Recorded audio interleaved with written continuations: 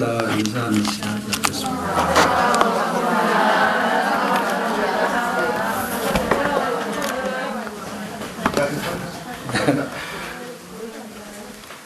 자, 이거 집에서 한번 해보신 분들 손 한번 들어보실래요? 한번 해보신 분들. 네, 한 번. 두 번 말고 한 번. 해보시니까 어때요? 그냥 할만해요? 예. 어차피 잘하든 못하든 과정이라는 거는 그냥 그렇게 한번 해보는 거예요. 그런데 그것이 해서 자기한테 잘 안 맞는 사람도 있고, 야, 이거 해보니까 이거 할만하다. 할 수가 있습니다. 그래서 그 과정이라는 게 왜 중요하냐면, 그냥 하기 싫어도 그걸 해야 되는 거예요. 과정이라는 거예요. 형식적이라도. 그 형식 속에 자기 틀을 갖게 됩니다. 그래서 오늘은 뭐 바쁘긴 하지만 조별 모임 하실 때 한 번 실습하는 시간을 가질 건데요. 어떻게 하냐면요. 짝끼리 하는데 짝이 안 나온 경우가 있잖아요. 그렇죠? 그런 사람은 다른 세 사람하고 하면 돼요. 세 사람. 무슨 말인가 아시죠? 네, 한쪽에 붙으면 돼요. 네, 혼자 가만히 있지 말고. 세 사람이 하면 되고요. 세 사람 중에 한 사람이 할 거 아니에요. 그렇죠? 그 다음에 끝나고 또 한 사람이 해야 되잖아요. 그렇게 안 하고 그냥 한 사람만 해요. 한 사람만. 그러니까 짝이 2명 중에 한 사람만 하는 거예요. 그냥 한 사람만 하는 건데, 예를 들어서 짝이 혼자 나온 사람은 그냥 가서 낑기면 되고요. 그리고 이제 둘이 나온 짝이 2명 중에서 네가 해라 내가 해라 막 그래가지고 할 수가 없으면은요, 다른 짝하고 다른 짝이 있잖아요. 다른 짝은 결정된 짝이 있잖아요. 거기 가서 들으면 돼요. 둘 다.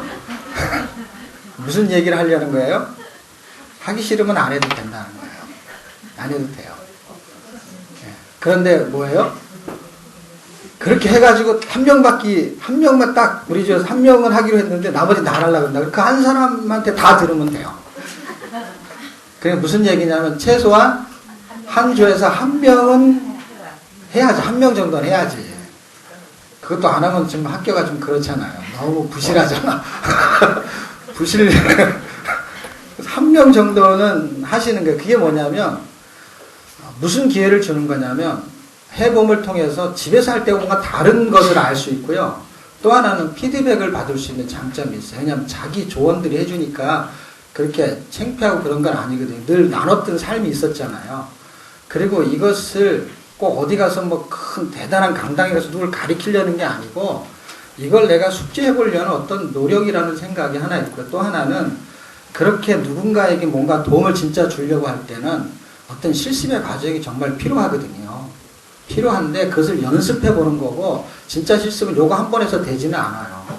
오죽하면 4년 동안 대학에서 교육을 받은 대학 학생이 학교에 와서 교생 실습을 할까요? 실습을 하잖아요. 그러니까 실습하는 거는 억지로 하는 건 너무 힘들어요. 그렇지만은 그 실습을 통해서 뭔가 의욕을 갖고 있는 사람이 그래도 개중에 있거든요. 그런 사람이 먼저 해주는 거는 굉장히 좋은 것 같아요. 먼저 해주면 조금 연약한 사람이 도움을 받는 거예요. 저 정도는 나도 할 수 있겠다. 이런 생각이. 그래서 제가 요령을 가르쳐 드릴게요. 요령. 잘 들으세요. 지금 진행 방법은 설명했어요. 그 다음에 이제 뽑혔어, 한 사람이. 아니면 내가 자원을 했어. 그래서 내가 이제 해야 돼. 그럴 때의 요령. 요령은 뭐냐면 절대로 잘하지 마십시오. 뭐 몇첩볼 할 때 막 더듬더듬 거리고, 그래서 저쪽에서 아니 그거는 예레미야 해가라니까 이렇게 답이 나오게, 저쪽에서 듣는 사람이. 그리고 한 500 몇 년이었더라 그게. 586년인가 7년인가. 그러면 이걸 다 펴놓고 하는 거예요, 여러분. 듣는 사람이나 보는 사람이나 다 펴놓고 하는 거예요, 하는 사람이나. 실습이니까. 다 펴놓고 하면서 저 사람이 말하는 게 잘 못 말하면은 가르쳐 주는 거예요, 듣는 사람이. 너 잘하나 못하나 보자. 이렇게 하면 안 되고, 가르쳐 주려고. 그리고 대답을 빨리빨리 해주고. 그리고 하는 사람은 잘하려고 하지만 절대로 요령에 절대로 잘하려고 하면 안 돼. 목적이 있어요. 일부러 틀려야 돼, 일부러. 목적이 뭐냐면요. 듣는 사람에게 자신감을 주기 위해서 하는 거예요. 어떤 자신감? 저 정도는 나도 할 수 있다. 내가 할 걸 잘못했다. 그런 마음이 생길 수 있도록. 그러니까 편안한 마음으로 해주시면 좋겠습니다. 자, 여러분 해보시니까 다음 주에는 이걸 설명할 시간이 없을 것 같아요. 수료식도 있고 시간도 빠듯하고. 그래서 여러분들이 이 부분을 한 번이라도 해본 사람, 안 해본 사람 말고 해본 사람 중에서 해보니까 사람마다 틀리긴 해요. 해보니까 어디가 설명하기 가장 어렵다 할 때 여러분이 해보니까 다 잘 되면 할 수 없지만 잘 안 될 수가 있거든요. 어디가 가장 어려운 것 같아요? 이 부분 중에. 만약에 이것을 번호로 말하면 1, 2, 3, 4, 5번 이렇게 있잖아요. 번호로 얘기해 보세요. 몇 번이 제일 어려워요? 3번이 제일 어려워요? 3번이? 그러면은 1, 2, 4, 5번은 그냥 이렇게 할만하신 거죠? 잘 못해도 할만하시죠? 그러니까 3번을 틀리면 돼요, 할 때. 틀리게 하시면 되고, 잘 못하시면 돼요. 그렇게 하시면 되고요. 여기서 쉽게 하는 방법을 혹시 나는 이렇게 하면, 이렇게 해보니까 내가 전에 되게 헷갈렸는데 이 도표를 가지고 이렇게 보니까 야, 이게 요렇게 하니까 쉬운 것 같아. 나는 이게 외워지더라. 아니면 이게 숙지가 되더라. 하는 사람 혹시 있어요? 3번이 어려운데, 걔 중에 어떤 사람은?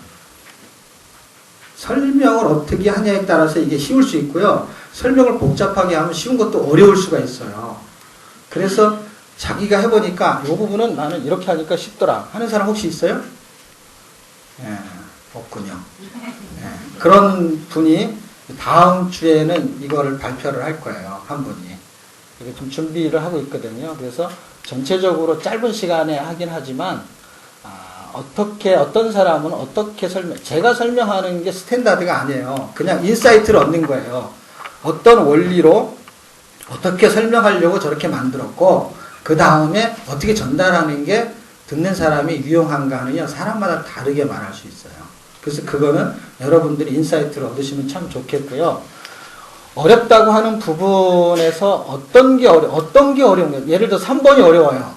근데 어떤 게 어려운 거예요? 예를 들어서 이 장을 외우는 게 어려워요? 아니면 연대를 외우는 게 어려워요? 여기 사람 이름이 있거든요, 왕이랑. 이걸 외우는 게 어려워요? 아니면 도표에 대한 부분을 이해하는 이해도가 어려워요? 다 어렵죠? 다 어려운 거죠, 그냥. 네. 그럼 제가 이 부분만 한번 설명을 할게요. 도표를 이해하는 게 일단 중요해요. 외우는 게 중요한 게 아니라 도표, 도식화된 거를 이렇게 보는 거예요. 저건 삼각형은 뭘 말하는 거 이렇게 이해를 하는 거예요. 그러면 삼각형 3개는 일단은 12개의 소선지서를 말하는 거예요. 그렇죠? 그래서 그걸 묶어놨어요. 그래서 이런 거 이사야, 에레미야 이거는 대선지서니까 밖으로 빼놓은 거예요. 그래서 삼각형 안에 걸 이해해야 바깥의 것을 이해하기 쉬운 거예요.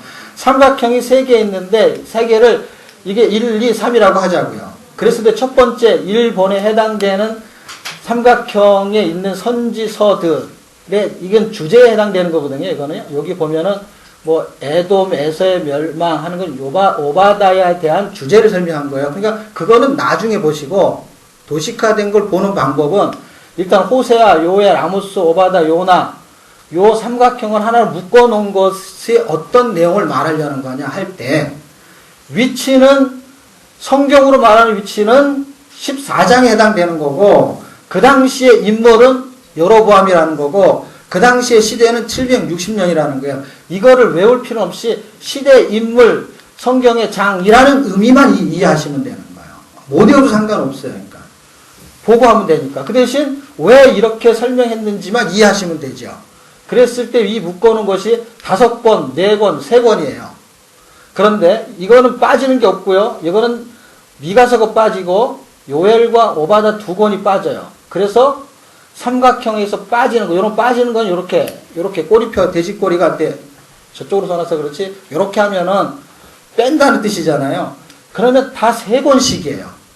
3권씩의 책이 그 시대를 설명하려는 거예요.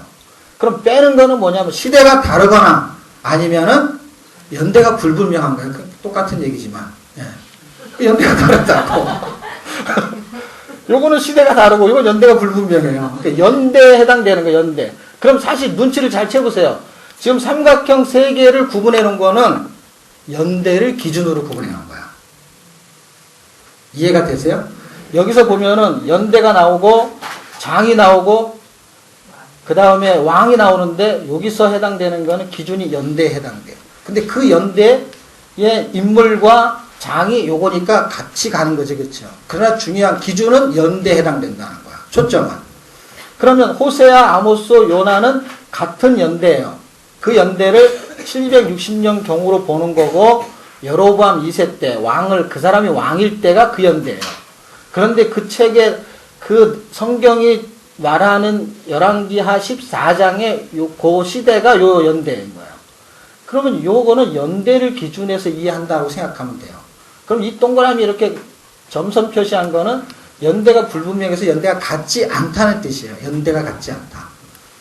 그럼 첫 번째 삼각형을 이해하는데, 그럼 이거 복잡해요. 이거 뭐 이게 순서대로 어떻게 되는 거예요, 이게? 할 때, 자, 보세요. 이 포인트가 보이시면, 요렇게 세 권이 지나가면서요, 가운데로 T자로 그리는 거예요. 자, 보세요. T자를 그리는 거예요, 이렇게 T자. 세 권이 지나가고 밑으로 쭉 두 번만 T자를 그리는 거예요. 이거를 만들게 된 경위가 어떻게 되냐면, 성경을 순서대로만 외우면 연대를 집어넣을 수 있는 방법을 생각하다가 만든 거예요.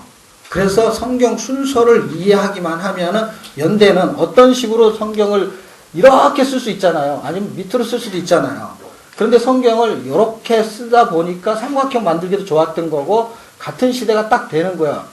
그냥 신기하게 되는 거예요. 그냥 집에 앉아가지고요. 볼펜을 가지고 어떻게 하면은 저 시대를 헷갈리지 않고 가리킬 수 있을까 하면서 이렇게 그려본 거예요, 제가.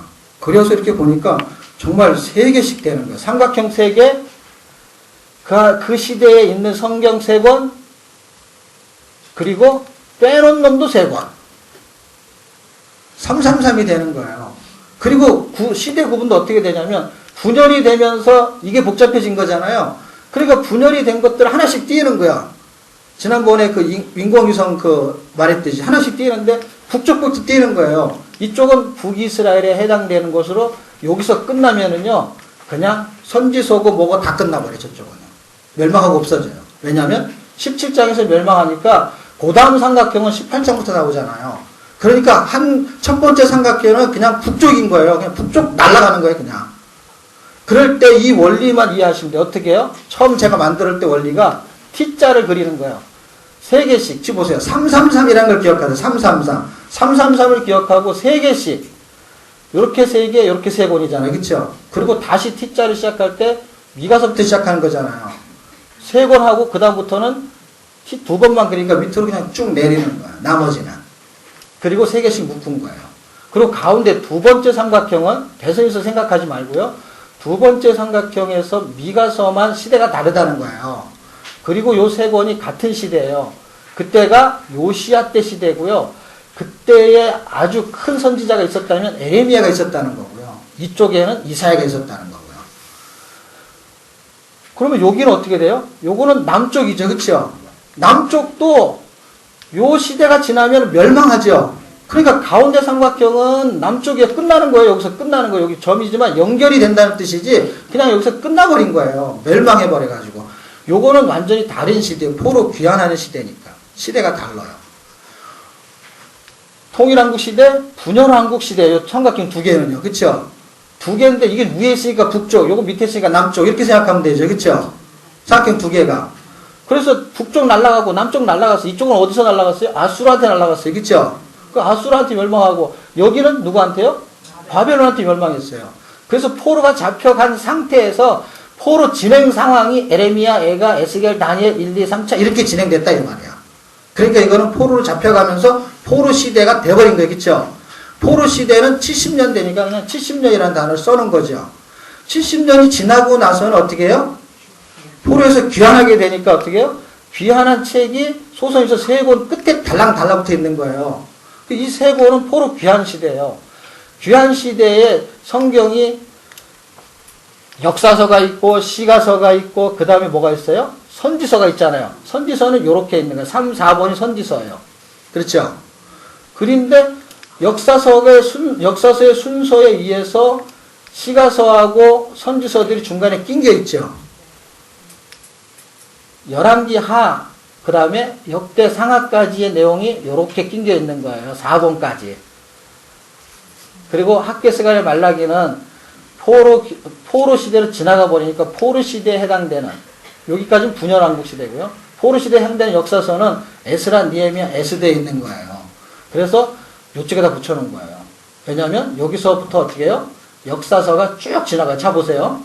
창세기, 출애굽기, 레위기, 민수기, 신명기, 여호수아, 사사기, 룻기, 사무엘, 상하, 열왕기, 상하, 역대, 상하, 이렇게 한 덩어리가 같은 뜻이라는 거예요. 그렇죠?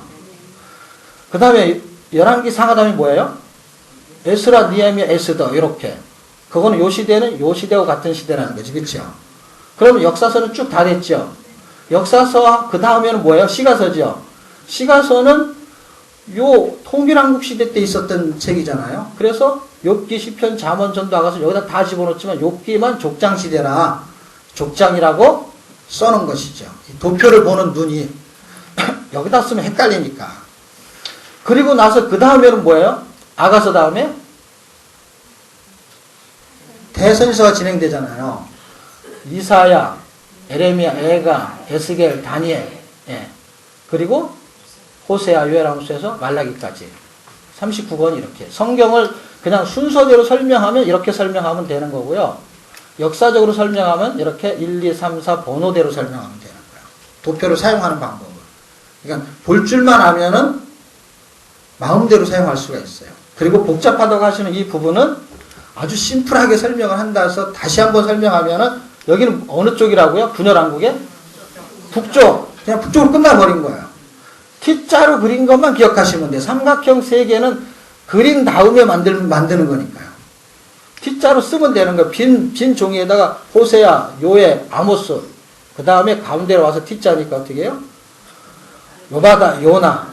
그리고 옆으로 가니까 미가, 나움, 하박궁, 스바냐, 학개스갈의 말라기. 이렇게만 외우기만 하면은 그 다음에는 어떻게 해요? 3권씩. 화살표는 아무렇게나 그래도 상관없어요. 삼각형은요. 이건 북쪽이고 그 다음에 두 번째 건요. 남쪽이고. 그래서 분열왕국 끝나버렸어요. 그래서 포로로 잡혀가는 것 쪽에서는 다 대선지서 쪽의 책들이 관련돼 있죠. 그리고 돌아오니까 학개스갈의 말라기. 이 책의 내용은 다 성전에 대한 이야기예요. 전부 다. 그래서 이쪽 에스라, 니에미야, 에스더도 전부 다 성전에 대한 이야기예요. 주제는 학개스갈의 말라기, 그 다음에 포로 귀환 시대의 역사서, 포로 귀환 시대의 소선에서 3권은 같이 합쳐놓으면 주제가 똑같아요. 뭐라고요? 성전에 대한 이야기예요. 이 한 주제가 성전으로 끝나요. 이 성전으로 끝나는 이 주제가 다윗에게 약속했던 성전의 약속하고 연결돼요. 그래서 이걸 회복시키고 끝내요. 완전하게. 그래서 구약은 저렇게 회복될 것이라는 걸 보여주고 진짜 다윗의 왕위를 가지고 예수님이 오는 게 이제 교회 시대로 가는 거예요. 그래서 지난주에 제가 요 설명을 많이 못했죠. 포로 시대하고 포로 귀환 시대 얘기를 못했잖아요. 요거 여기서 설명한다면은 포로 시대는 요렇게 잡혀가는 이야기에 대한 내용을 다루고 있어요. 그러면서 역대 상하를 같이 설명을 해요. 우리 책에는. 그 이야기의 내용이 지나고 나면 그 다음에 포로 귀환하는데 귀환하는 얘기는 성전이기 때문에 성전을 무너뜨리면서 포로가 잡혀가는 거예요. 다시 돌아오게 하는 것으로 성전이 회복되는 거예요. 맞물려 있는 거란 말이에요. 그러니까 포로로 잡혀간다라는 포로의 의미는 어떤 거냐면 성전을 기준으로 설명하고 있는 거야. 성전이 무너지면서 포로가 잡혀가요. 그 다음에 70년이 지나서 돌아오는 의미는 뭐냐면 회복을 의미하는데 그것은 성전이 회복되는 걸 말하려는 거야. 그래서 시간차만 있지 원래는 동일선상에 있는 거예요. 그래서 예수님이 십자가에서 죽으시면서 자기 몸이 찢겨서 죽으시는 것을 예표하는 거예요. 역사적으로. 어떻게 죽으시냐면 몸이 찢겨서 죽는 것을 뭘로 설명하냐면 저 성전을 헐하라 할 때 헤롯 성전을 말해요. 그 성전을 헐면은 내가 3일 만에 다시 일으키리라 할 때 사람들이 다 무슨 뜻인지를 몰랐단 말이에요. 예수님의 제자도 몰랐어요. 요한복음에 보면은요, 나중에, 이게 기록이 나중에 된 거니까 뭐라고 써있냐면, 그분이 부활하시고 난 후에 그들이 알았다라고 쓴 거예요. 그러니까 그렇게 말할 당시에는 누구도 모르는 거예요? 예수님의 제자도 아무도 모르는 거예요. 다 이상한 소리 한다고 생각한 거예요. 누구까지도. 예수님의 제자까지도. 그런데 예수님은 뭐라 그랬냐면 자기 몸을 가리켜 말씀한 것이다. 했으니까 지금 이 사건은 예수님의 몸이 성전으로서 찢겨가지고 파괴되고 다시 회복되는 거를 그림자로 모형으로 설명하고 있는 것을 예수님은 그대로 실체로 해내시겠다라는 거예요. 그러니까 이 구약은요, 예수님이 죽으시고 부활하시는 구속사 설명을 역사적으로 설명하고 있는 거예요. 한 그림으로 그려버려야 돼. 이거를 들어가가지고 몇 시간씩 공부할 내용이 별로 없어요. 이렇게 쭉 지나갈 때 이거는요, 그냥 쭉 지나가가지고 말하려는 의도가 뭐냐? 예수님이 죽으심을 통해가지고. 왜 그러면 이 성전이 파괴가 됐느냐? 죄 때문에 파괴가 된 거잖아요. 그 예수님이 죄 때문에 죽는다는 거예요. 이거는 그냥 파괴가 된 거 아니에요. 계속 솔로몬한테 설명했거든요. 여기서 실마리를 찾아서 결론을 일러나는 거예요.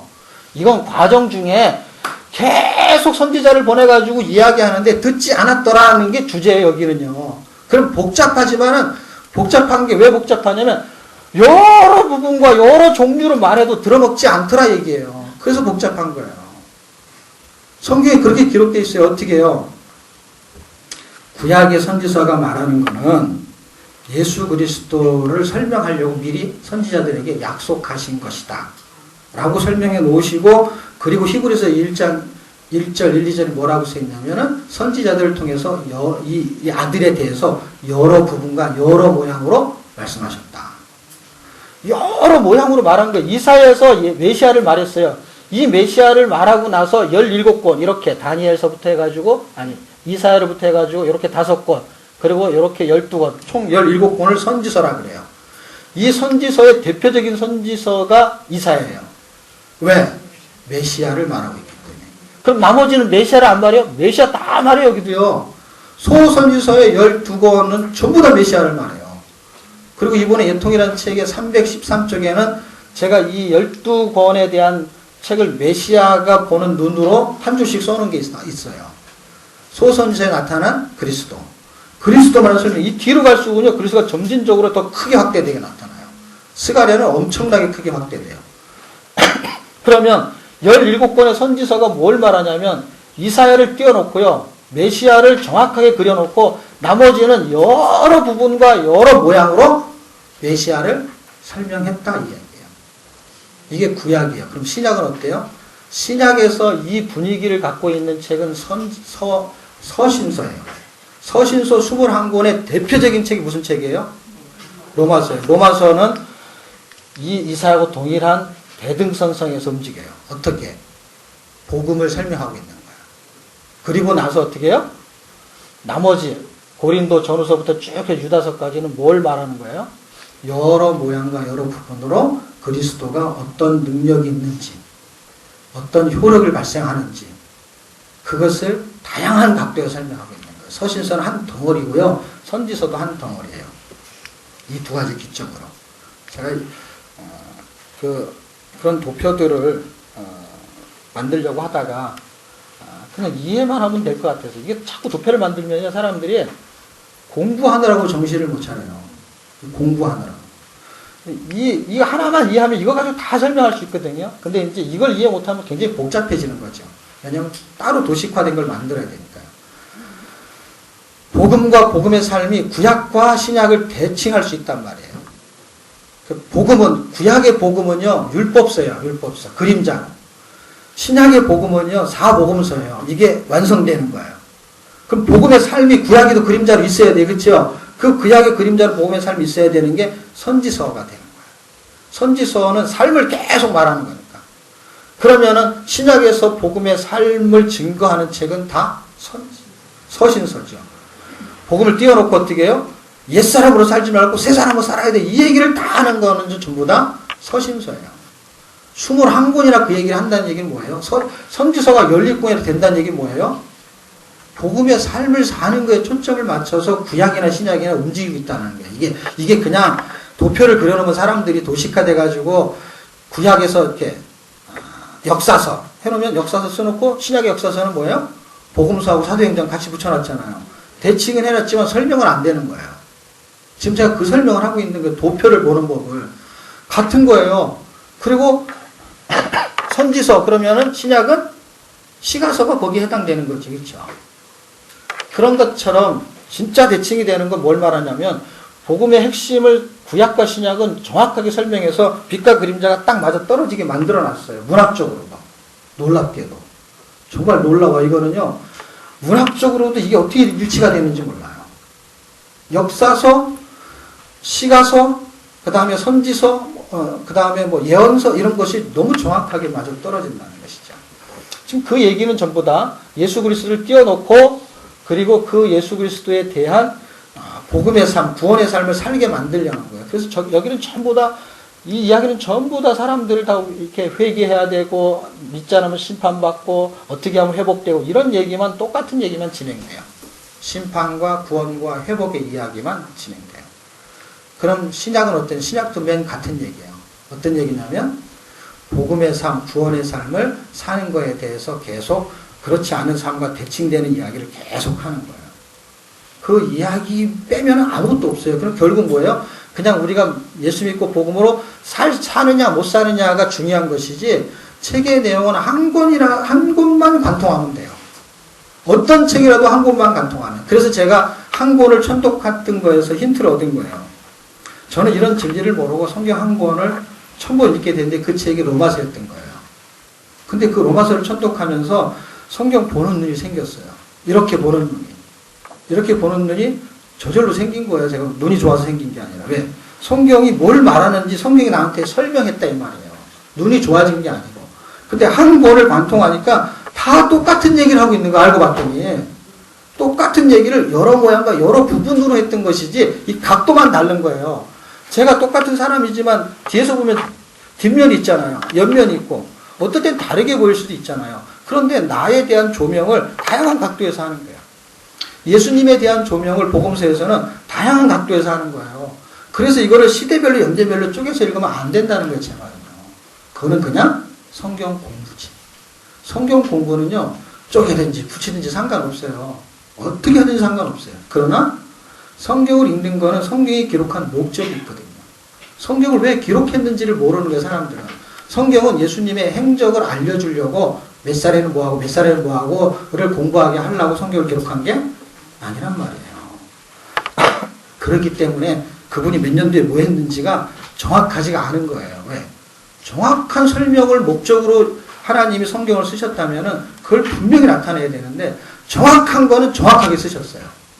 그런데 비정확한 거를 공부하고 그걸 가리키면 훌륭하다고 생각하는 거야.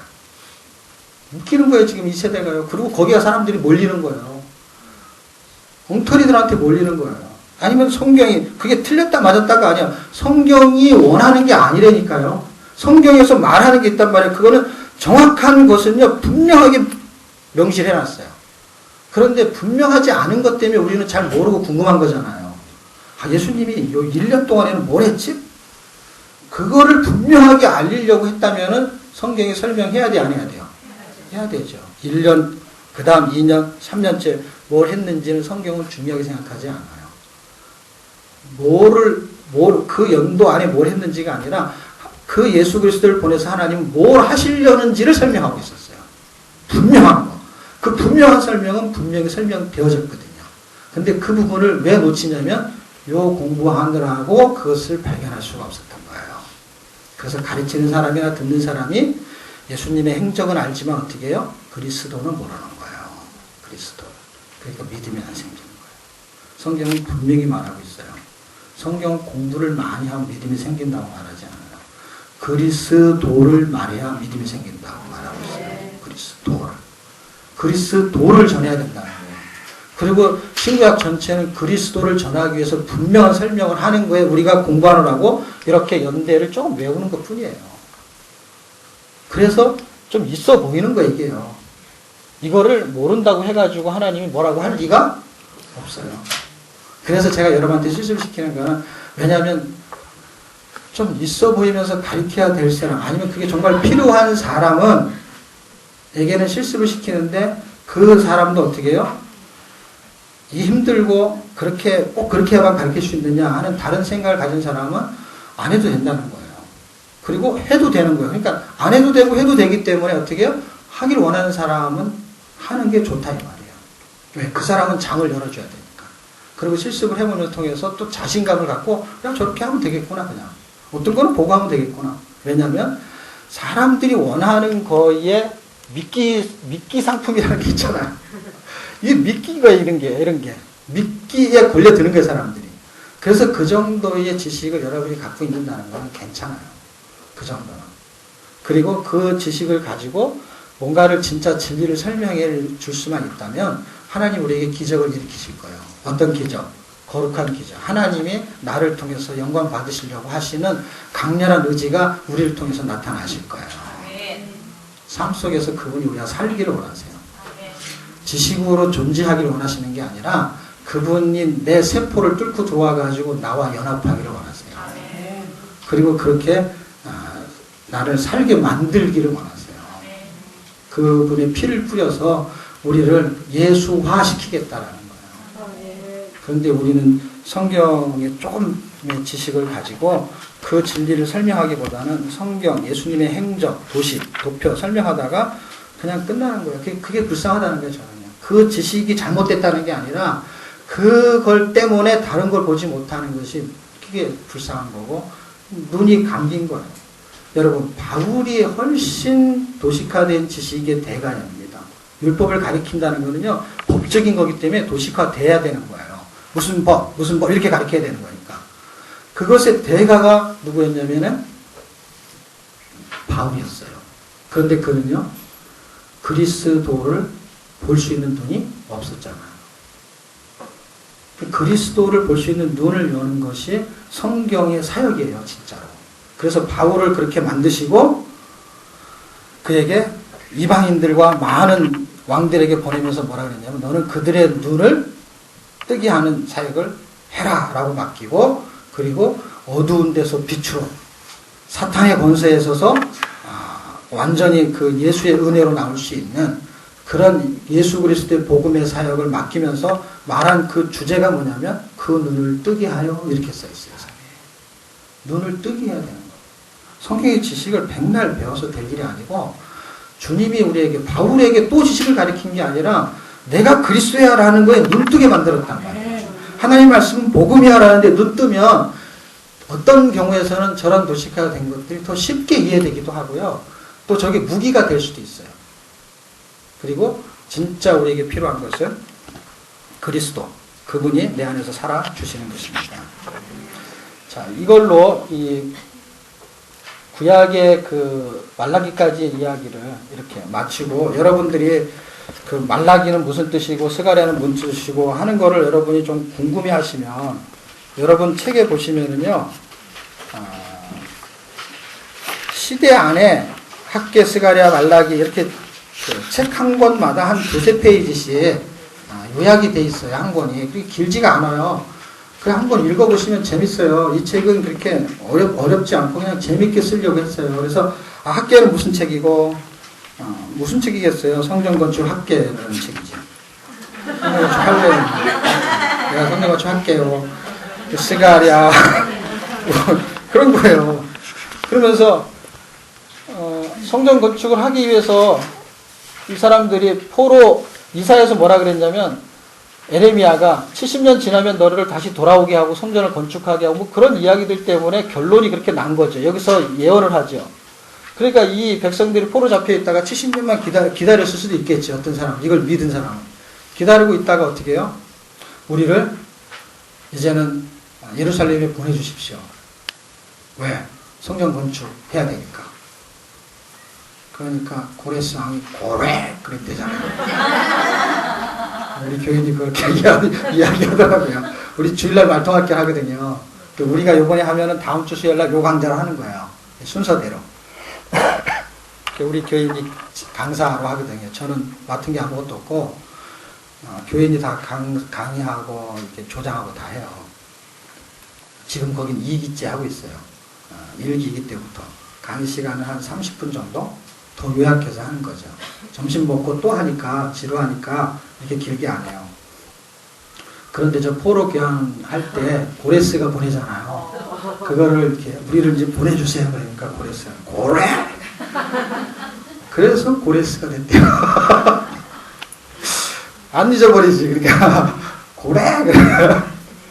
고래고래 소리 지른다고 외워지는 게 아니고 그렇게 한번 읽어보세요. 오늘은 침묵시대와 복음시대를 할 겁니다. 침묵시대는 성경에 없어요. 성경에 그 기록된 책은 없어요. 그런데 침묵시대에 해당되는 부분으로 분류할 수 있는 책이라고 말하기보다는 어떤 그런 장이 있냐 보면은요, 그게 있어요. 그래서 여러분 침묵시대가 몇 페이지에 있냐면 300쪽에 있는데요. 302쪽에 한번 보실래요?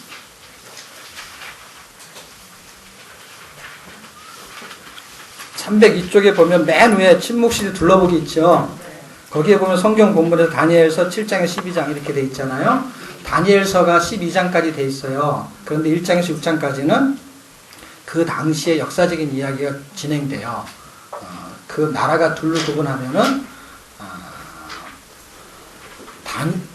다니엘이 잡혀갔을 때의 바벨론 시대하고 그 다음에 다니엘이 대단한 인물이에요.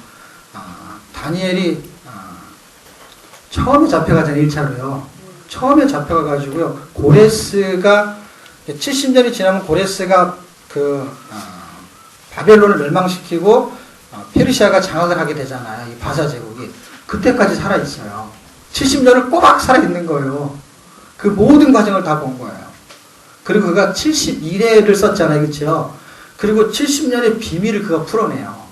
그런데 성경에 70년을 풀어내는 거를 깨달았다고만 얘기하지 이렇게 자세하게 안 써놨어요. 그래서 내가 아주 궁금했어요. 이게. 왜냐면 70년이면 돌아간다고 해서 정말 돌아가는 걸 눈뜨고 본 사람이 누구냐면 다니엘이요. 놀라운 사람이에요. 다니엘은 잡혀가가지고요. 다시 자기 백성이 돌아갈 때까지 살아있었어요. 어디에? 그 페르시아 제국에 다니엘 바벨론에 있었던 나라가 페르시아로 바뀐 거잖아요. 그쪽 수산 지역에 계속 있었던 거예요. 놀랍게도. 그러면서 그가 예레미야서를 읽었다는 거예요. 예레미야서를 읽어보니까 70년이면 돌아가게 하겠다고 한 그 약속을 보고 자기가 뭘 깨달았냐면 자기가 70년의 비밀을 깨달았다라고 썼어요. 하나님이 그에게 깨달음을 주셨어요. 70년의 뜻을. 그러고 나서 그가 71회를 써요. 그 뒤로 가면. 제가 아무리 생각을 하고 연구를 해도요. 깨달았으면 깨달은 걸 이렇게 일목요연하게 써놔야 될 거 아니야. 그걸 써놓지 않아가지고 제가 또 깨닫게 만들잖아요, 나를. 그래갖고 제가 그거 한 이틀을 고민을 했어요. 이틀을. 구속사를 쓰면서 이 책을 쓸 때는요, 그 고민 안 했어요. 왜냐면 제가 아는 것만 쓴 거거든요, 이거는. 모르는 건 안 쓰고. 그리고 잘 되면 길게 쓰고, 안 되면 짧게 쓰고. 그래가지고 이 책은 되게 재밌게 썼어요. 그리고 내가 막 하고 싶은 얘기 막 쓰고. 저쪽에서는 막 내가 하고 싶은 얘기만 막 다시 고치라 그러고 막 복잡한 거예요. 위트에 있는 유머도 쓰면 그런 거 빼라 그러고. 뭐 예를 들어서 계시록에서 쓸 때 용이 나오잖아요. 그래서 뭐 용이 나오면 뭐 용은 죽겠지. 우리는 많으니까 왕왕 살겠지. 그래서 빠져가지고 없어요. 용은 정말 용용 죽겠지. 죽잖아요. 그리고 우리는 왕이잖아요. 그렇죠? 왕 같은 제사장이잖아요. 우리는 왕왕 살겠지. 얼마나 기억하기가 좋아. 그런 걸 다 빼버리라 그래가지고 쓸 수가 없게. 근데 여기는 막 그렇게 재밌는 얘기들이 있어요. 사설도 조금씩 들어있고요. 짧은 책인데도. 그런데 그거는 다 써야 되는 거야. 어느 한 군데도 놓치지 않고 장마다 써야 되는 거예요. 그러니까 다니엘서도 그 부분을 써야 되는데 그 70년의 비밀이요. 여기서부터 예레미야서부터 계속 70년을 말하죠. 예레미야서부터 계속해서 다니엘 올 때까지 말하는 그 70년의 비밀이 그 70년의 비밀이 딱 70년에 있는 게 아닌 거예요. 71에는 딱 그 연대에 있는 게 아니에요. 그 연대의 의미를 설명하는 거예요. 그래서 다니엘이 뭘 깨달은 거냐면 70년이 되면 포로를 귀환해서 완전한 회복을 말해요. 완전한 회복을 말하는데 다니엘이 보니까 완전한 회복이 아닌 거예요. 너무 부분적인 거예요. 다 돌아가지도 않고 일부분만 돌아가요. 그렇게 성전을 건축하는 그 70년의 비밀을 깨닫게 된 거예요. 그 비밀은 상징적인 숫자이면서 역사적인 실제적인 숫자였던 거예요. 그 70년이 정말 딱 차니까 바벨론이 무너졌어요. 아, 하나님의 약속이 지켜지는구나 하는데 이 다니엘서 이야기는 요한계시록 이야기하고 똑같은 이야기가 나와요. 그럼 이미 이는요, 요한을 통해 가지고 예수 그리스도가 요한계시록 쓰게 할 그 내용을 이미 일부분의 내용, 결론적인 내용을 누구한테 말하냐면요, 다니엘한테 말했다는 거예요. 놀라운 사실이에요. 다니엘은 이미 70년의 비밀을 깨달은 거예요. 그 깨달음은 어디에서 끝나냐면 요한계시록에서 끝나요. 그래서 정말로 요한계시록 같은 이야기예요. 그래서 그 70년의 비밀은요, 바벨론이 상징적인 나라이면서 실제적인 나라예요. 70년이 상징적이면서 실제적으로 70년이 지나면은 바벨론이 멸망하고 포로가 귀환돼요. 그건 무슨 얘기냐면요, 실제적인 상징적이지 않고 실제적인 게 뭐냐면 그 연대에 의미하는 것대로 이루어진다는 것을 보여주는 거예요. 명확하게. 그러니까 바벨론의 나라가 역사적으로 실제로 있었어요. 그런데 이미 그 나라는 그때 멸망하고 없어요. 그렇죠? 그 이름의 개념은. 그런데 바벨론의 요한계시록에 뜹니다. 다시. 그러니까 그 바벨론, 역사적인 바벨론은요, 종말적인 바벨론으로 설명하려는 거예요. 역사적인 70년은요, 종말적인 70년을 설명하려는 거예요. 그게 70일이하고 맞아 떨어지는 거예요. 이제 그 부분은 이 책에서 설명할 수 있는 거리가 별로 없어요. 예통책에는 그런 부분들을 설명할 수 있는 거리가 있어요. 왜냐하면 이제 강의할 내용이 들어있으니까. 그런데 이제 예통의 약점은 뭐냐면 6일치를 설명을 해야 되는데 하루치를 10분밖에 설명할 수 없는 시간차 때문에 여기서처럼 설명을 못해요. 여기는 내용이 없어도 그냥 제가 해버리잖아요. 그렇죠? 이게 좋은 거예요. 말통이 굉장히 좋은 거예요. 왜냐하면 책 쓸 때부터 잘 되는 거 많이 쓰고 안 되는 거 적게 쓴 것처럼 강의도 되는 건 하고 안 되는 건 안 하고 이렇게 하는 거예요.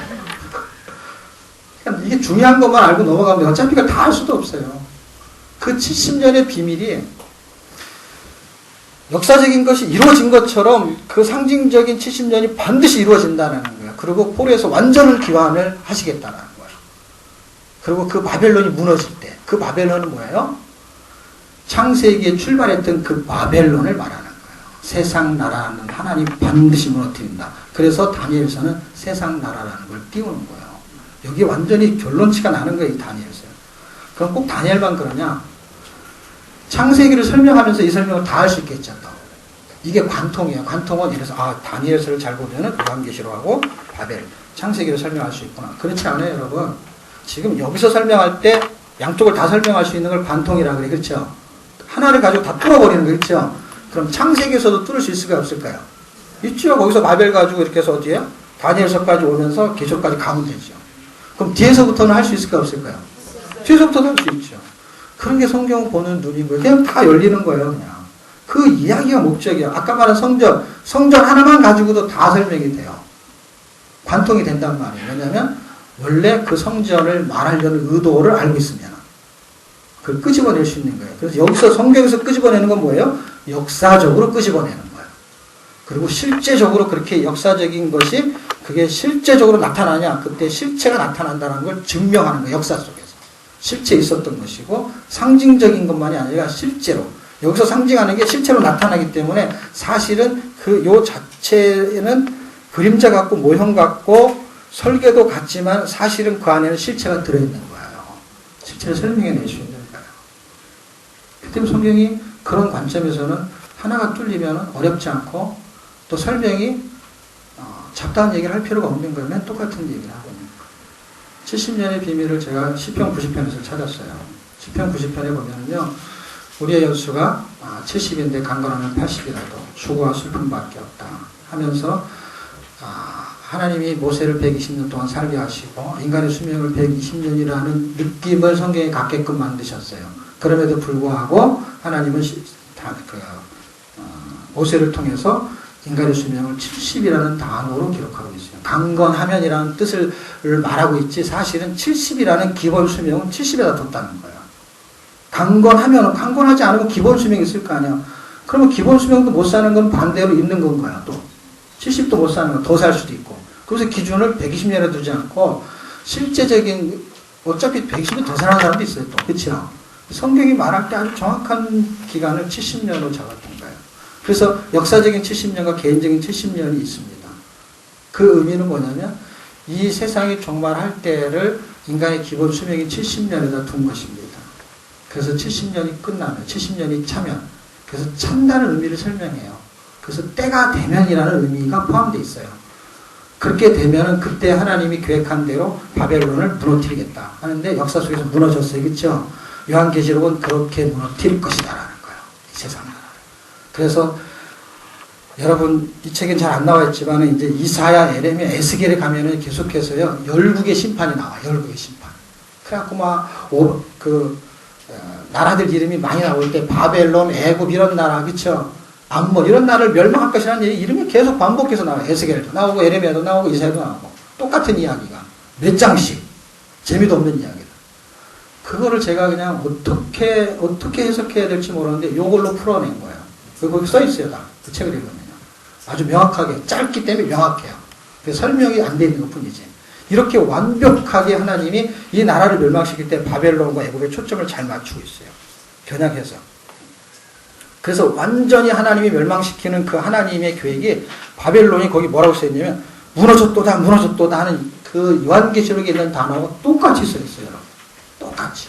어디에? 대선지서예요. 똑같은 단어를 쓴단 말이에요. 이해하기 좋게. 반드시 이 세상은 무너질 거란 말이에요. 어떻게? 바벨론 무너진단 말이에요. 그러니까 우리는 지금 어떤 시대에 살고 있냐면 바벨론 시대를 살고 있는 거예요. 이 시대를 역사 속에서 지금 이 시대라는 걸 보셔야만이 바벨론에서 우리가 어떻게 살아야 될지의 감도를 찾아내야 되는 거. 그냥 역사를 공부하는 게 아니에요, 여러분. 이 지금 우리가 하는 이 연대기는요.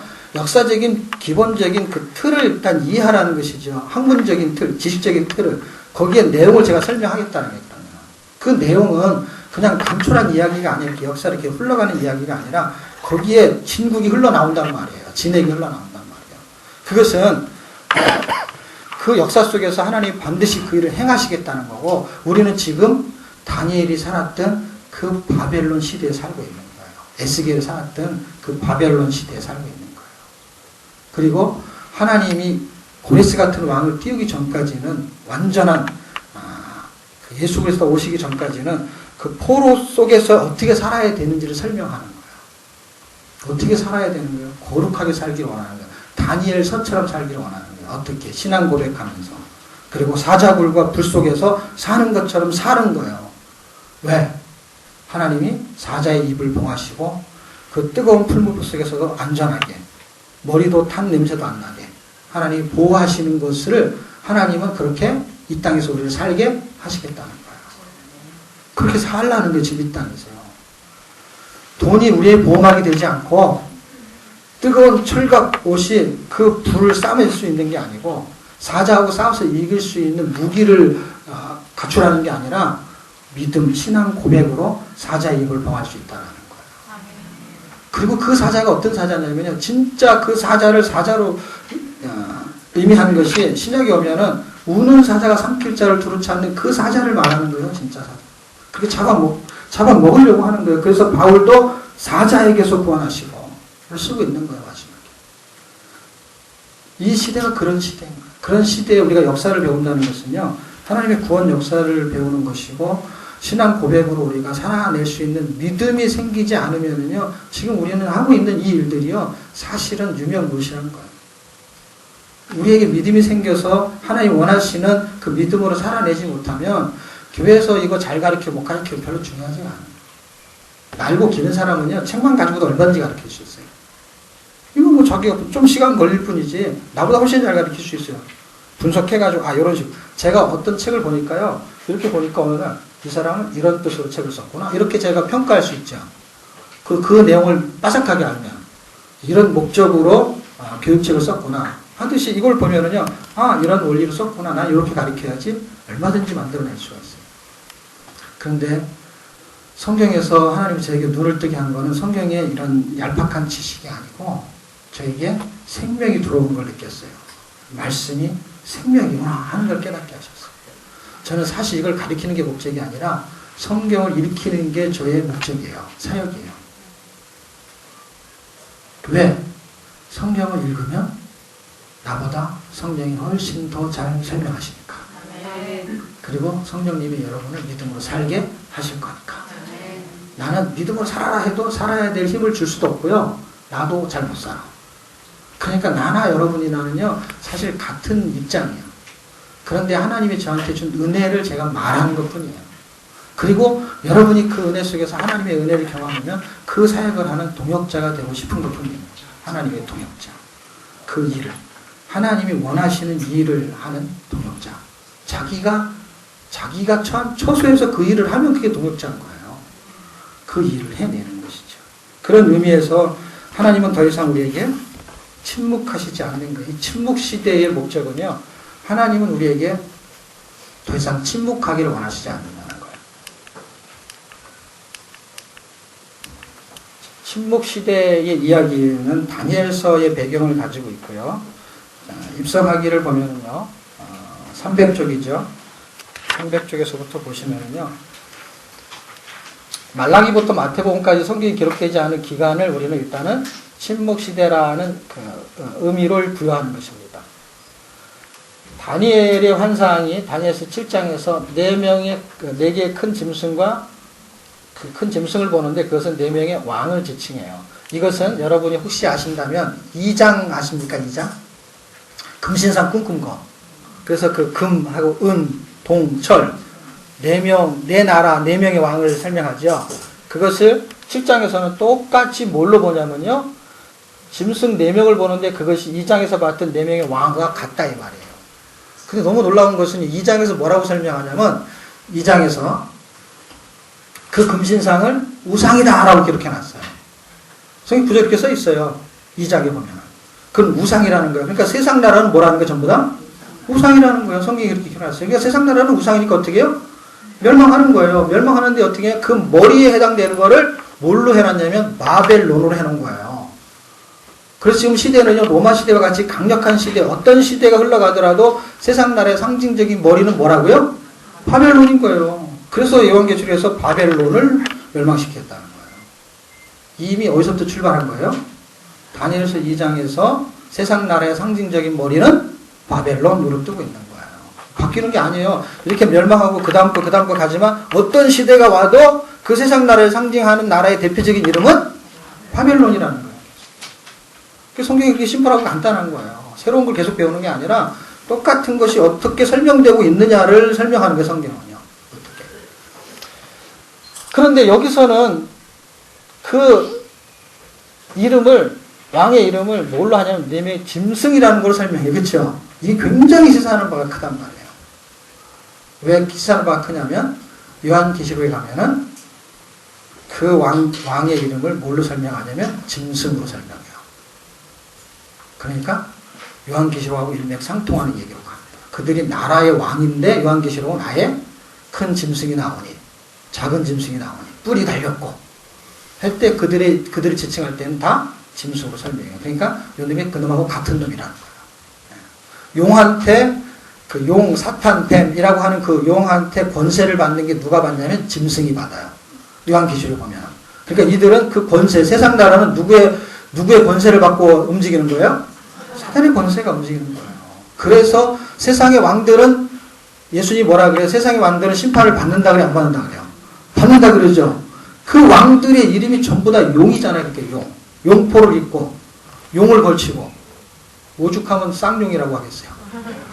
전부 용이에요, 용포. 어느 나라든지 다 용이었거든요. 용이 상징하는 의미가 너무 놀랍잖아요. 실제로 역사 속에서 그래갖고, 지금도 그러죠. 용의 그림을 그리죠. 그 용하고 뱀하고 있으면 뱀은 굉장히 낮아 보이잖아요. 용 굉장히 커 보이고. 용이에요. 지금도 문장이 전부 다 용이거든요. 그래서 제가 용령 죽겠지라고 하는 거예요. 아무리 그래봐야 용령 죽겠지. 죽는 거예요. 우리는 이렇게 막 기는 것 같아도 우리는 왕왕 살아나는 거예요. 그런 걸 못 쓰게 하고. 그렇게 좋은 거예요. 그 수양과 수염수에 대한 설명을 해요. 이것이 결국에는 4개의 지로 분할되는 부분을 설명해요. 7장을 지금 공부해야 되는데 7장의 이야기가 지금 헬라 시대의 내적으로 분할되는 부분을 설명하고 있는 거예요. 좀 어려워요. 왜냐하면 그냥 이렇게 수양은 누구다라고 했는데 사실은 여기 써 있어요. 그 책에 보면은요. 수양은 바사의 왕이고 수염소는 헬라의 왕이라고 써 있어요. 이렇게 한 줄 정도 써 있어요. 그래서 그들이 전부 다 뭐예요? 짐승과 같은 존재라는 거예요. 그냥 사람이 아니라는 거예요. 사람으로 보지 않는 거예요. 사람과 짐승을 지금 구별하고 있는 것이죠. 그 흐름이 프톨레미, 셀루쿠스, 유다, 마카비 이렇게 나오는데 이게 좀 어려워요. 그래서 이 책으로 여러분이 쉽게 보시려면 어디를 보시면 되냐면요. 302쪽에 보시면은요. 침묵시대 둘러보기에 보면은 박스 밑에 보면은 한 10줄 가까이 되는 내용 나오죠. 그것이 흐름을 설명해 놓은 거예요. 바벨론 시기와 페르시아 시기. 그 다음에 알렉산더가 아주 짧은 시간에 죽어요. 그래서 그래도 그 공백 기간이 있어 30년 잡은 거예요. 그리고 이집트의 프톨레미 왕조 이제 나오죠. 그 다음에 셀쿠스 왕조, 34년, 이렇게 써 있죠. 유다의 독립 100년. 뒤에 가면 여기도 있을 거예요. 한번 보십시다.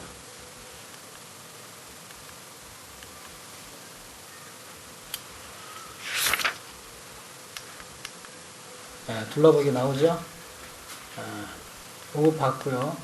이렇게 진행표가 나오죠. 바벨론, 페르시아, 알렉산더 대왕, 그 다음에 알렉산더 대왕의 부하들을 통해 가지고 4개 나라로 구분이 돼요. 근데 이제 팔레스틴 지역에 해당되는 나라는 이 두 나라거든요. 그 두 나라에게 수리아라고 말하면은요, 어디를 말하냐면은, 우리의 약점은 좀 지도가 별로 없다는 거예요. 지도를 만약에 있다고 계산하면 보세요.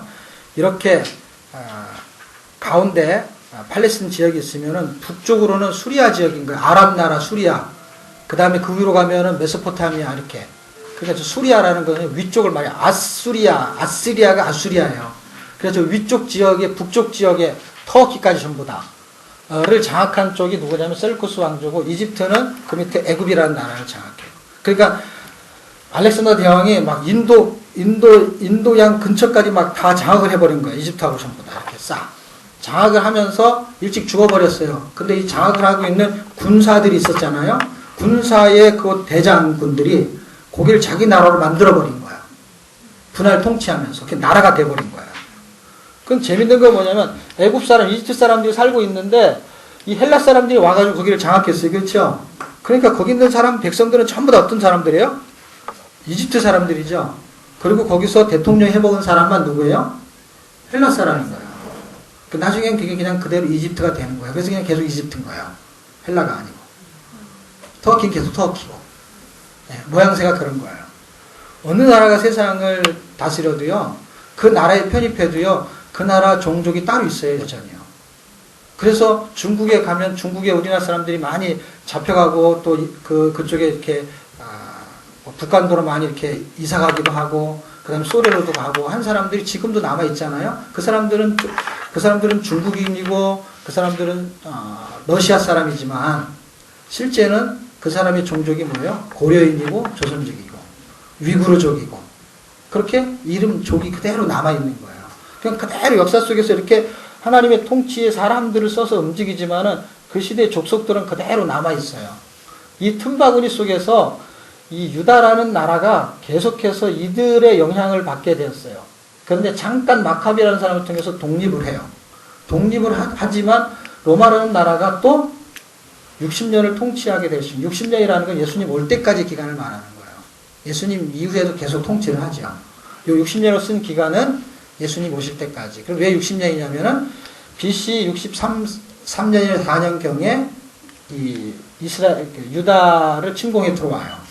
그래서 그때부터 예수님이 탄생하는 BC 4년까지 60년 기간을 통치한다 이 말이에요.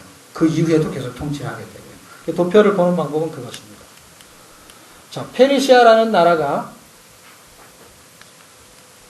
539년에 539년은 바벨론을 멸망시킨 나라예요. 331년은 알렉산더한테 멸망하기 전이에요. 약 200년의 기간 동안에 국제 정세를 완전히 다스려요. 200년 엄청나죠. 페르시아가 굉장한 위용을 자랑합니다. 그때 있었던 이야기의 책들이 학계, 스가랴, 말라기, 그 다음에 에스라, 에스더, 느헤미야 이런 책들이 움직여요. 그런데 느헤미야는 이게 페르시아라는 나라 중에서 어떤 왕에 걸쳐지냐 할 때 고레스를 통해서는 포로가 귀환해요. 1, 2, 3차로 귀환할 때 어디까지 오냐면 아닥사스다 왕까지 와요. 근데 포로로 1차로 귀환해요. 그리고 2차, 3차 가기 전에 이제 1차 때 학개와 스가랴, 그게 BC 520년의 경이에요. 이 다리오 왕을 할 때요. 이 다리오 왕 때 학개 스가랴가 성전 건축해야지 하는 이야기를 해요. 그래서 성전을 건축하고 그리고 시간이 한 몇십 년 지난 후에 불임전 사건이 벌어질 때 왕은 바뀌어요. 그 왕이 아하수에로 왕이고 그 왕이 에스다하고 결혼을 해요. 그래서 이때 발생한 사건이 이제 불임절 사건이고요. 그리고 한 20년쯤 지나가지고 아닥사상 왕이 바뀌고 아닥사상이 왕을 할 때에 느헤미야가 3차로 귀환해요. 이게 왜 2차 에스더가 있죠. 에스라가 이게 에스라서고요. 에스라서 뒷부분이 이제 2차를 귀환해요. 그렇죠? 그리고 느헤미야가 3차를 귀환해요. 그리고 아닥사다 왕 끄트머리까지 말라기. 그리고 나머지 440년 이후에 페르시아는 계속해서 왕을 내는데 헬라에 의해서 멸망하게 돼요. 그러면 이렇게 도표를 만든 이유는 고레스부터 시작해가지고 헬라에 멸망할 때까지 200년이라는 기간 중안에 왕들이 굉장히 많은데 성경에 연관된 인물들은 고레스, 다리오, 아하수에로, 아닥사스다 이런 왕들이 이름이 등장해요. 왜? 이런 책들이 움직이기 때문에 왕의 이름이 나와요. 그래서 그 기간에 어떤 왕들이 어떤 책이 움직였냐는 역사 속에서 이렇게 대입해서 보는.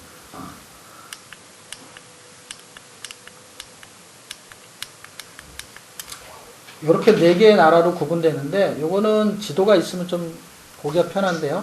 요건 이제 본토고요. 리스마쿠스는 이제 동북부의 트리키아라는 지역에서 나라를 다스리고요. 프톨레미는 남쪽에 있는 이집트 쪽이고, 안티고누스가 북쪽 수리아 지역을 장악하는데, 이 사람이 워낙 욕심이 많아가지고 이 3명이 연합해갖고 이 사람을 축출해요. 축출할 때 장수들을 보냈잖아요. 자기가 직접 안 가고. 이 프톨레미의 부하인 셀루쿠스라는 사람이 여기를 장악하고 자기가 그 자리를 차지해가지고 셀루쿠스 왕조가 탄생하게 됩니다. 이런 과정이 한번 있어요. 여기서 더 복잡한데 이렇게 내왕으로 설명하는 사람도 있고 하나 더 설명하는 경우도 있고, 그래서 이건 그냥 역사를 그냥 이해하는 수밖에 없어요. 그리고 역사책을 한번 읽어보시고 이 부분은 여러분이 304쪽에 나오는데요. 304쪽, 305쪽 로마까지 해가지고 침묵시대는 여러분이 그냥 한번 쭉 읽어보시는 게 좋을 것 같습니다. 그래서 복음시대를 해야 되거든요. 자, 그렇게 하게 되면은 그리스, 이 침묵시대 때 있었던 이야기는 뭐 그리스 때는 언어를 통일하고 로마 때는 도로를 통일하고 그런 이야기들이 움직이는 거예요.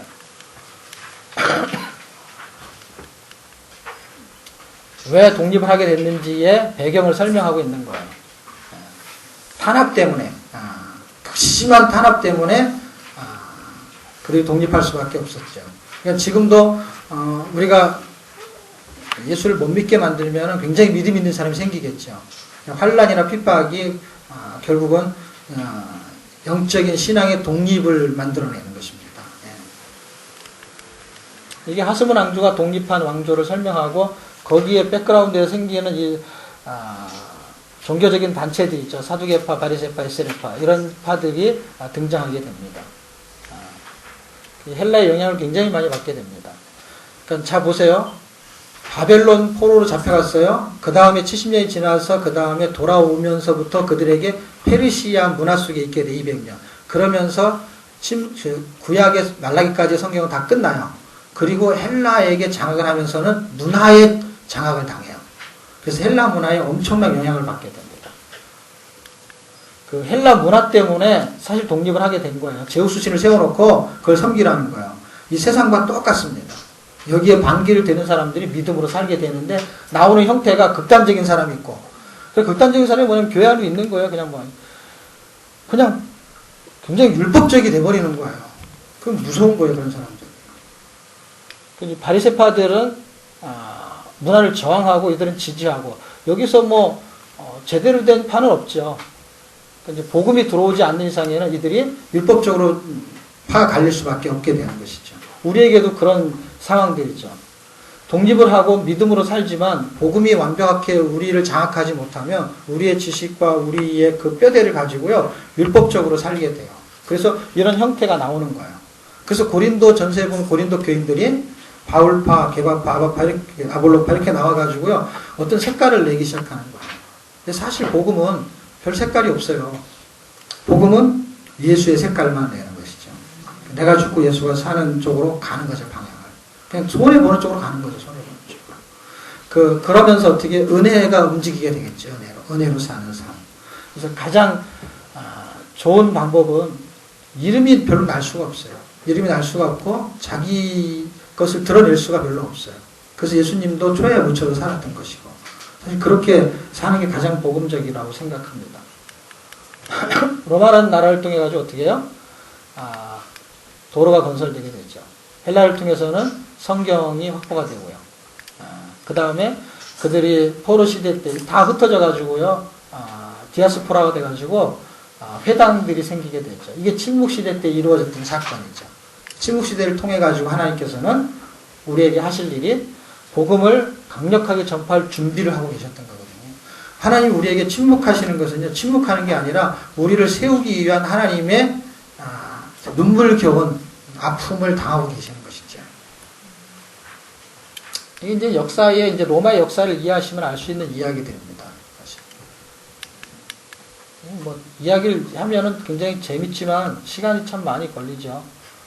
이렇게 왜 헬라가 왕으로 임명될 수밖에 없었는지의 배경을 로마의 뒷부분으로 이해하시는 것이죠. 이두메라는 것은 그 네개 남방 쪽 지역을 말해요. 그러니까 지도를 보시면은 이스라엘의 지역의 그 중심을 예루살렘이라고 하면은 그 밑에 쪽에서 쭉 내려가면은 네게부 지역이라는 데가 있어요. 이게 남방 지역에 그 에돔 사람, 에서의 후손들이 그쪽으로 이주해 와가지고 몰래 숨어들어서 살아요. 그래서 여기를 유다 백성 그 마카비 시대 때 여기를 다 장악해가지고 마카비 하스몬 왕조가 왕을 하고 있어도 여기에 족속은 그대로, 아까 말했죠, 족속은 그대로 있다고 그랬잖아요. 족속이 이주해서 여기 살고 있었던 거예요. 어떤 족속이? 에서의 족속이 살고 있었어요. 근데 그 지역을 이두메라고 해요. 이두메에서 이두메라는 이름을 쓰는 거예요. 지역 이름이에요. 거기에서 그 지역의 총독, 그 지역을 관할하고 있는 거예요. 그 관할하고 있는 것이 총독이니까 그 위에는 누가 있는 거냐면은 유다 백성이 다스리고 있는 거, 그 밑에 총독이 있는 거예요. 근데 로마가 들어오면서부터 이게 바뀌기 시작하는 거예요. 폼페이라는 사람이 들어오면서 이 사람하고 연합을 해요. 그래서 유다를 이렇게 멸망시키는데 아주 동조를 하게 되죠.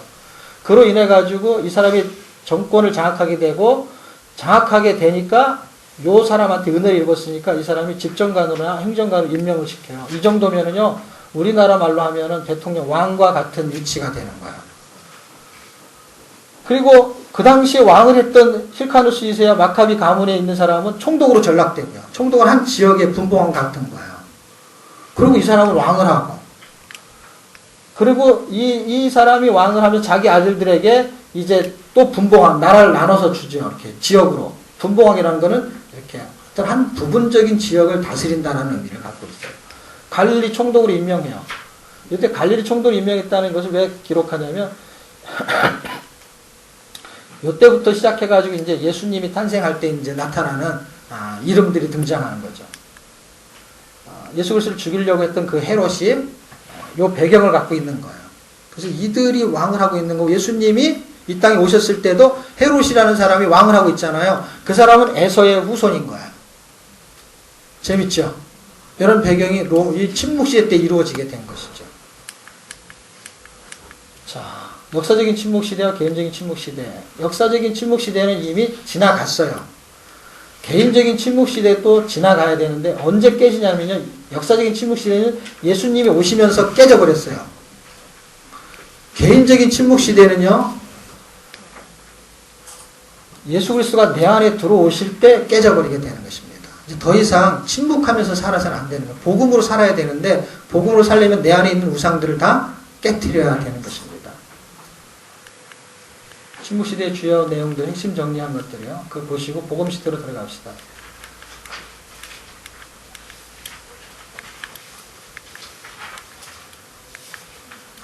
복음시대 입성하기 320쪽이요.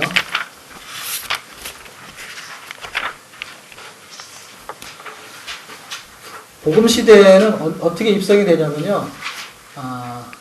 이사야에서 예언했던 거룩한 시의 징조의 예언이 성취될 때 복음시대가 출발하게 돼요. 그러니까 예언이 성취가 돼요. 그 성취로 복음시대가 시작되고 침묵시대가 끝이 나게 됩니다.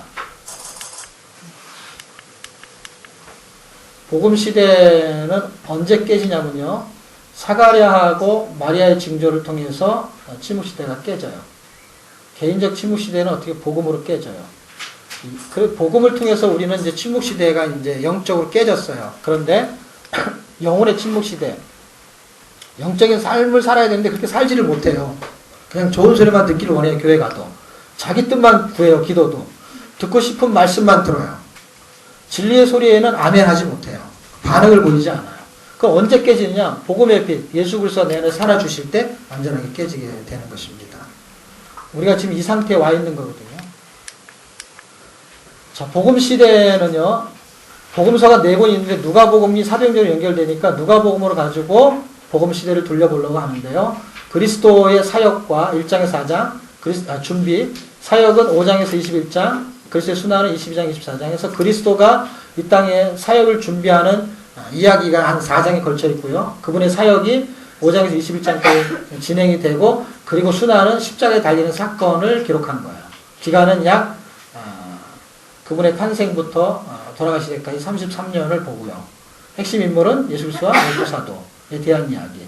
그리고 약속의 씨가 예수가 탄생되는 거. 서로 복음 시대가 끝이 납니다. 자, 여기서는 그리스도의 준비를 하게 되죠. 어떤 준비들을 하게 되는지. 자, 페이지를 볼게요. 322쪽.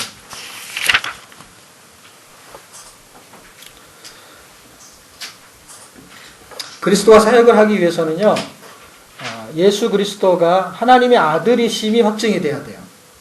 그러면 그리스도가 하나님의 아들이심이 확증이 되고 그분이 사역을 하기 위해서 준비 작업을 하게 되는 거예요. 그러면 우리는 어떻습니까?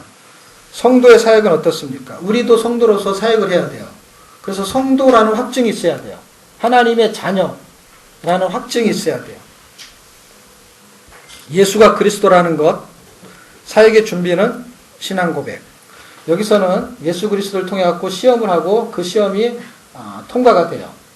성도라는 시험은 뭘까요? 상황에 밀리지 않고 상황이 올 때에 신앙 고백해낼 수 있는 것. 자기를 부인하고 자기 십자가를 지고 날마다 죽는 것. 그게 사역의 준비죠. 그렇지 않으면 우리도 성도의 사역을 해낼 수가 없게 되는 것입니다.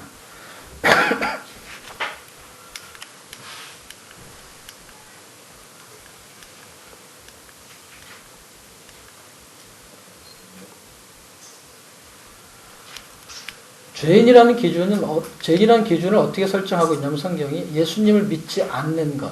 그 다음에 예수 그리스도가 하나님의 창조주 본체라는 걸 모르는 자를 죄인으로 규정합니다. 그래서 예수 그리스도가 창조자라는 거예요. 근데 유대인들은 예수님이 창조자라는 걸 몰랐던 것이죠. 하나님의 아들이라고 인정하지 않았죠. 하나님의 아들이 왜 창조냐면요. 개가 새끼를 낳으면은 그 이름을 강아지라고 그래요. 강아지가 크면 개가 되는 거예요. 그러니까 말이 새끼를 낳으면 망아지예요. 그럼 망아지는 크면은 말이 되는 거예요. 그러니까 하나님의 아들은 크면은 그냥 그게 하나님이 되는 거예요. 사람은 아무리 작아도 크면 그건 사람인 거예요. 지금은 애기고 뭐 강아지같이 기어다니지만 그건 사람인 거예요. 그래서 하나님의 아들은 하나님을 말하는 거예요. 창조주. 그거를 하나님의 아들이라니까 참남하다라고 말했던 거예요. 네가 무슨 하나님의 아들이냐. 사람이지. 이렇게 됐던 것이죠. 그러면 이 복된 소식, 그가 하나님의 아들로 이 땅에 오셔가지고 죄를 해결하려고 오셨어요.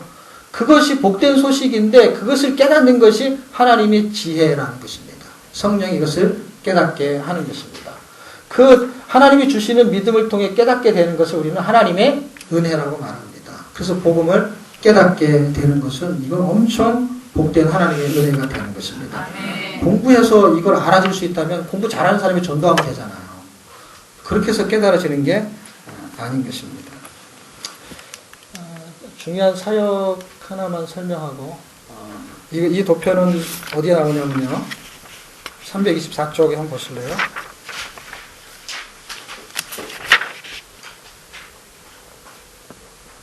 (324쪽) 하나 둘 셋 넷 다 6번 마지막 패러그래프에 보면은요, 예수 그리스도는 선악과 문제를 해결하기 위해서 온 것이다 하면서 창세기의 창조시대부터요, 325쪽에 보면은 증인의 삶 박스 나오기 전까지 교회 시대까지를 예수 그리스도의 사역에 대해서 설명을 해놨어요. 이 부분은요 표기해놨다가 꼭 한번 읽어보세요. 길지 않거든요.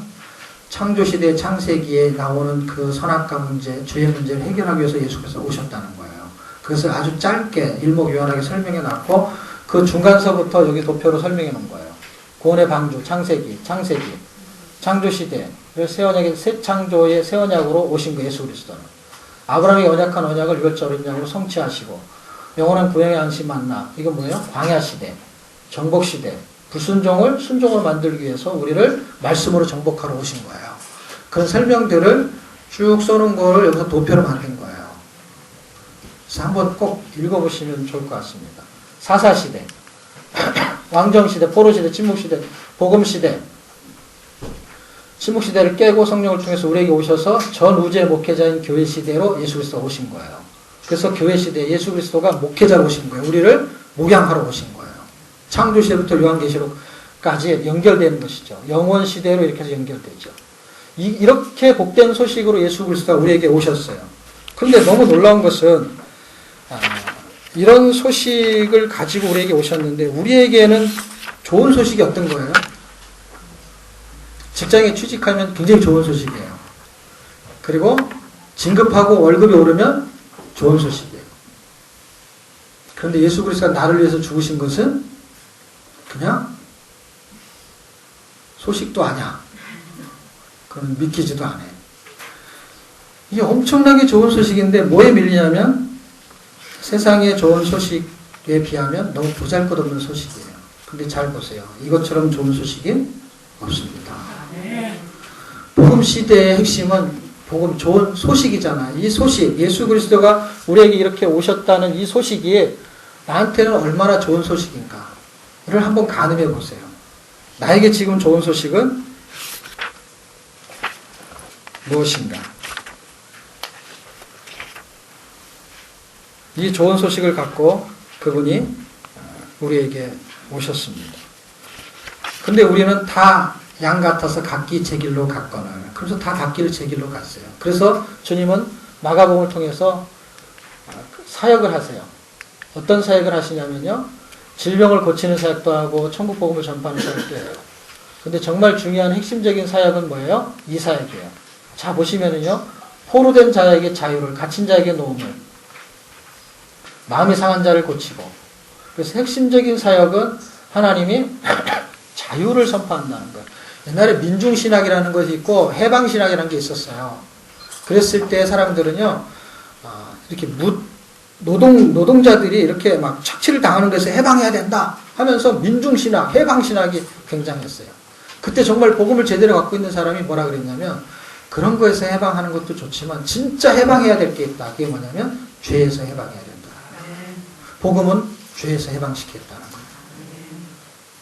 그 해방이 여러분에게 있다면 그리스도의 핵심 사역은 우리를 자유케 하는 해방 사역이라는 것이죠.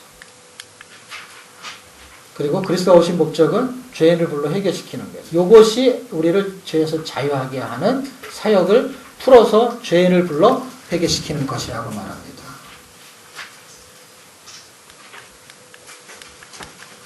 그 죄인을 불러 회개시키는 사역이 유대를 중심 사역에서 아까는 갈릴리 중심 사역이고 지금 유대 중심 사역. 그러니까 누가복음에 그리스도가 사역하시는, 복음서에 사역하시는 핵심적인 사역은 죄에서 해방시키는 거예요. 근데 죄에서 해방은 누구냐면 죄인이 죄에 갇혀 있잖아요. 죄인을 불러서 해방시키는데 어떻게 해요? 회개시키는 걸 통해서 해방시키겠다라는 거예요. 그럼 회개는 뭐예요? 네가 죄인이라는 것을 깨닫는 자에게 해방을 시키겠다라는 거예요.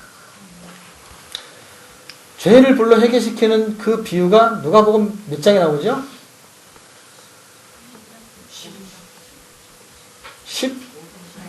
15장에 세 가지 비유가 나오죠. 이른 양 비유. 그래서 누가복음 5장에 아까 말한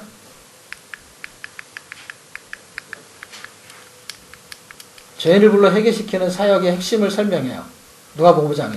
그리고 15장, 5장, 15장. 15장에 회개시키는 비유를 설명해요. 그리고 실제적인 사건을 보여주는데 19장에 삭개오 사건을 보여줘요. 이도 잃어버린 자, 아브라함의 자손이다 라고 말해요.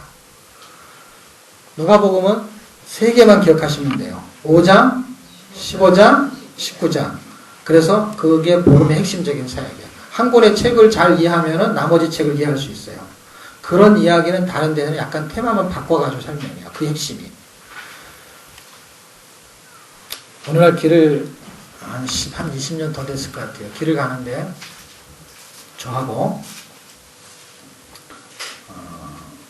침례교 신학대학생 전도사 한 명하고 그리고 그 교회 담임 목사님 셋이 이제 길을 가요. 저는 이제 그 당시 이제 신학교를 다니고 있을 때 셋이 이렇게 걸어가는데 길거리 앞에 동전이 하나 뚝 떨어져 있었어요.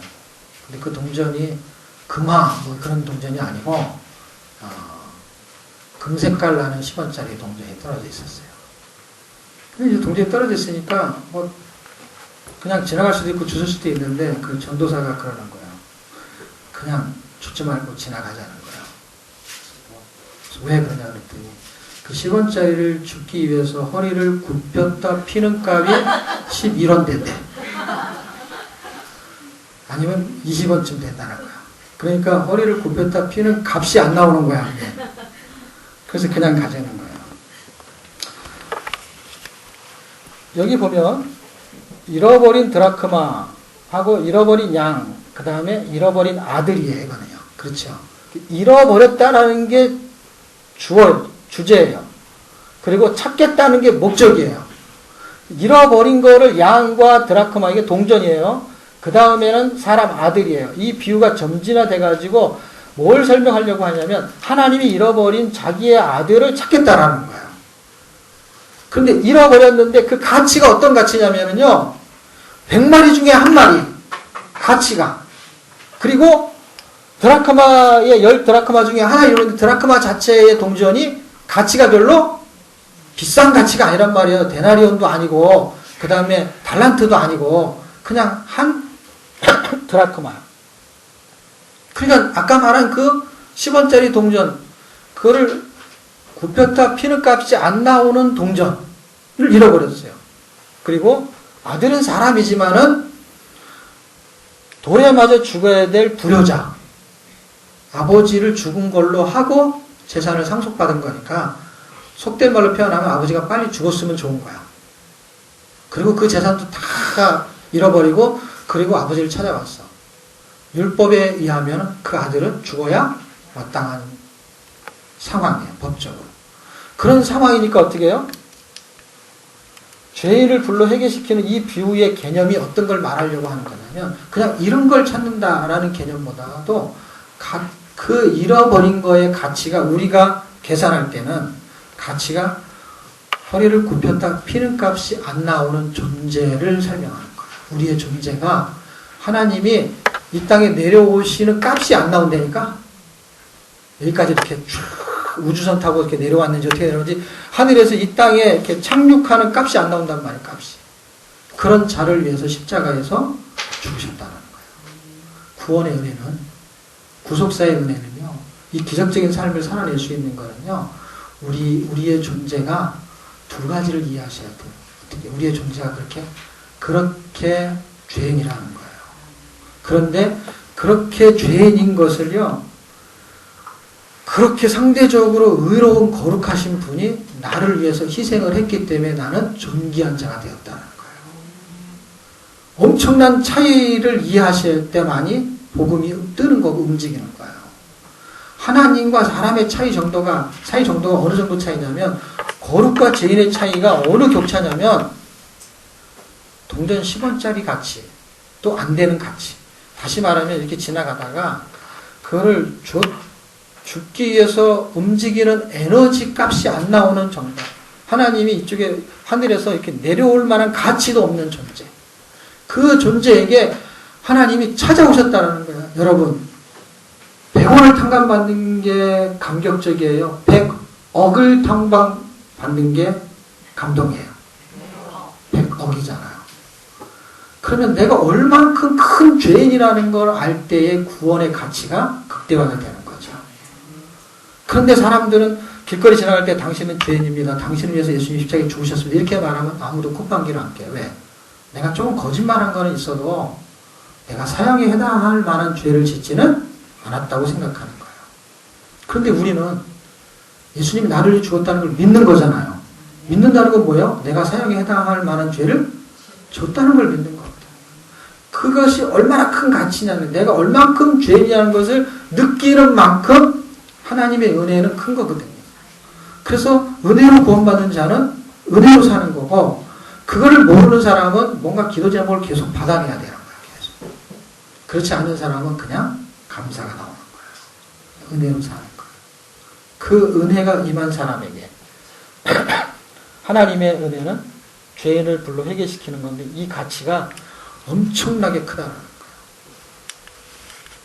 그리스도의 사역이 실제적인 현장을 삭개오를 통해서 보여줘요. 1장에서 4장은 그리스도가 하나님의 아들임을 증명해요. 5장은 그리스도가 오신 목적을 분명히 알려요. 15장은 그를 비유로 설명해요. 3번씩이나. 그리고 19장에 실제 현장을 보여줘요. 결국 우리는 삭개오와 같은 존재였어요.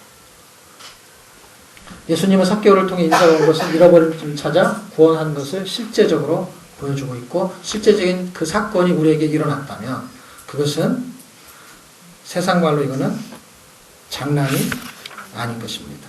잃어버린 나를 찾으려고 하나님이 거기서 이 땅에 오셨어요. 그러면 제가 적용점을 하나 던지고 마칠게요.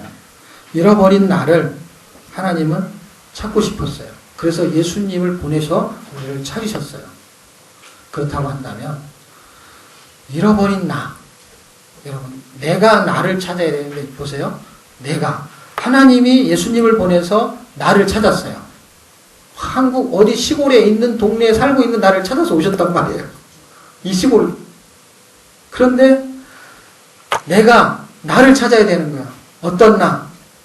하나님이 찾으신 나를 찾아야 되는 거예요. 하나님이 찾으신 나. 하나님이 찾고 싶은 나를 나도 찾아야 되는 거예요. 몸과 마음이 세상으로 떠나서 죄의 덩어리가 된 나. 세상에서 돈과 학벌, 지식, 남편을 위해 살다가 잃어버린 자신의 진짜 존재를 우리는 찾아야 되는 것입니다. 우리는 나의 존재를 잃어버렸어요. 주님이 찾아놓으신 그 존재를 우리는 발견해야 됩니다.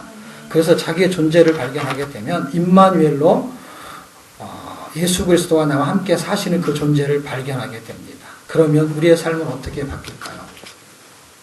용서할 수 없는 것을 용서해야 하는 것이고 이해할 수 없는 것을 이해해야 하는 것이고 믿어지지 않는 것을 믿는 것입니다. 왜? 우리의 삶은 불합리한 것이 합리적인 것을 지배할 때 행복해지기 때문에 그렇습니다.